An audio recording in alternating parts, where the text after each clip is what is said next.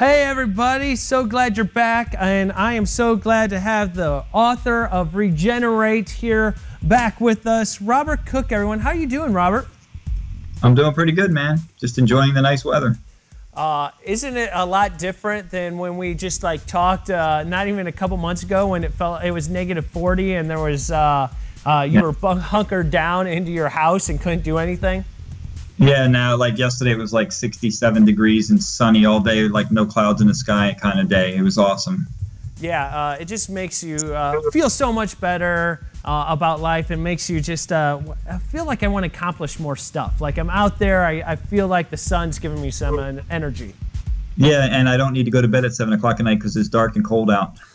Definitely about that. I feel you on that. Well, let's dive right into the book. Let's talk about. We've been sort of going over this, but the week two, the first week, and we split it up, was about lust and porn and how we see things. All of a sudden, we dive into the next week, which is just about drugs, and it says truth about drugs. And the first title that you talked about is true or false.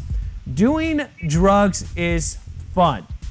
And I would say most people would say false, but your answer is a little bit different. Why did you say true? Because I didn't want to lie to the teenagers, like what happened to me when I was younger. And obviously, you know, teachers and things like that want to say that it's not fun, because really they're saying that because they want to help, you know, and try to deter you from doing it. But it actually had the opposite effect on me when I was young. You know, everybody told me that doing drugs was not fun. It was bad for you and everything. Drinking was bad for you. And then the first time I smoked marijuana with my friends when I was 16, we were sitting around literally laughing, having a good time. We were talking about having the munchies and eating Doritos and everything like that. And I was like, wow, they lied to me. This is awesome. I mean, I wonder what else they lied to me about.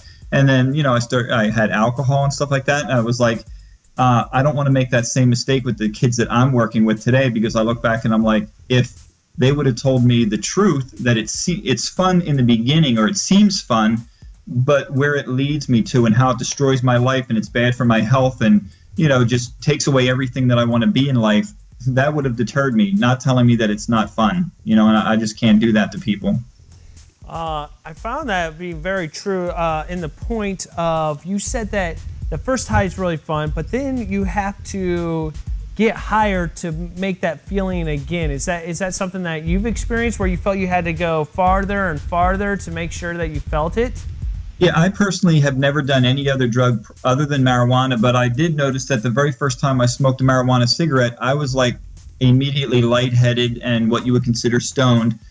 But, you know, the next time, literally we had to smoke more and more and more. And I put that thing in there from Axl Rose, his song Mr. Brownstone, where he said, I used to do a little, but a little wouldn't do it, so a little got more and more. And that's exactly what happens. You're always trying to capture that first high that's so awesome, where you were sitting around laughing, having a good time, and you just feel so good in that moment. But then that wears off because your body gets used to it. Then you got to try a harder drug, then a harder drug. And all you got to do is Google those meth before and after pictures, and within a few short months, you know, people look totally different. They skeletal looking, face sores, teeth are falling out and everything. And, you know, if you look at the after picture and say, hey, does anybody want to look like this? Everyone would say, no way, man, I'm not doing drugs. But we don't see it like that, you know, in the beginning. And that's the hard part, you know. We just get caught up in it.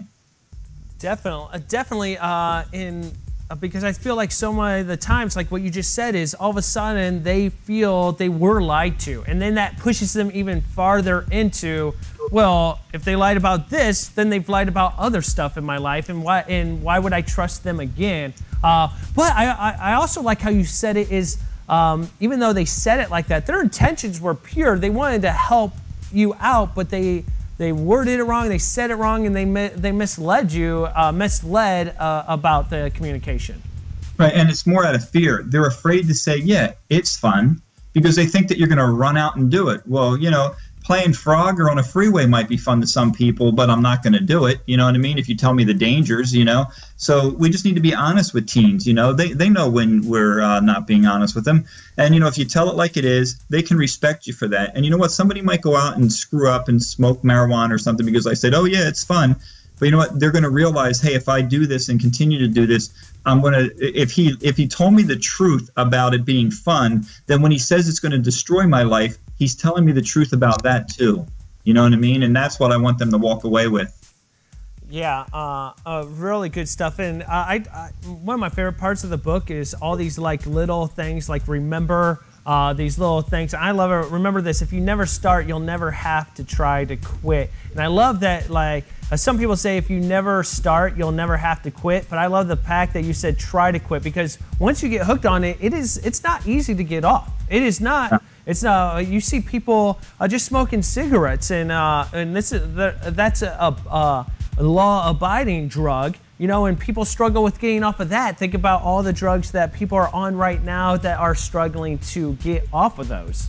Absolutely. And speaking of cigarette smoking, I classify that right up there with the drugs, because it destroys your life, it sucks away your money, everything. But on top of that, I have not talked to a single person that's 30 or 40 years old that's been smoking since they were a teenager that doesn't want to quit, that wish they never started. You know, I've never met one person that says, I love it. I love the yellow teeth. I love the wrinkles around my lips. You know, I love that I stink when I go in places and I smell like cigarettes. I love that I have black lung. You know, I've never heard anybody say that. They all say, I wish I never started. I wish I could quit. But young people, they just keep going right into that trap, you know, and doing it. That's really good stuff. I want to jump into the next part. You're on day 2. You start talking about this monkey see, monkey do, and the blue light special. Can you inform us a little bit about that and just how we view celebrities, people, and all that kind of stuff? Yeah, well, how about the blue light special thing is, you know, we all seen those backyard bug zappers when we're outside in the summer and all of a sudden, zzz, and the bug's dead, you know, a little blue spark, and, you know, and the bugs are swarming around this, and you could walk over and look in the little dish under it that's holding thousands upon thousands of dead bugs, and the other bugs are looking down and saying, oh, my friend got fried, you know, but then he goes and touches the light, and the next guy behind him touches the light, because they all think they can touch the light, and it's not going to happen to them. It happened to the 2.3 million little guys in front of me, but I'm not going to let that happen to me. I'm invincible. And that's exactly what teenagers do. You can look at the Club 28, which is all these famous people dying, actors and musicians die of drug overdose at the age of 28. It's like a curse. And young people see that, but they idolize these people, and they do the same exact thing that led to the young death of their hero. And or they see their friends in school that OD on Oxycontin or Percocets, because Oxycontin is way more powerful than cocaine, and they OD on that because cocaine's no longer enough, because they become numb to it, so they move on to the next thing. And they see their friend OD, and then they keep on taking it because it's not going to happen to them. And then eventually it does, you know? And so that's what I'm talking about when I say the backyard barbecue. You know, we're like stupid insects, unfortunately, you know, to be blunt. You know, the bugs are stupid, they fly in, they die, and teenagers keep doing the same things that are killing their friends and heroes, you know? So it's just a vicious cycle. It is fascinating. We are going to dig so much more into this with Robert Cook. We're going to play some Becca Shea right now, and we will be right back here with Robert Cook on the Seriously Serious Show.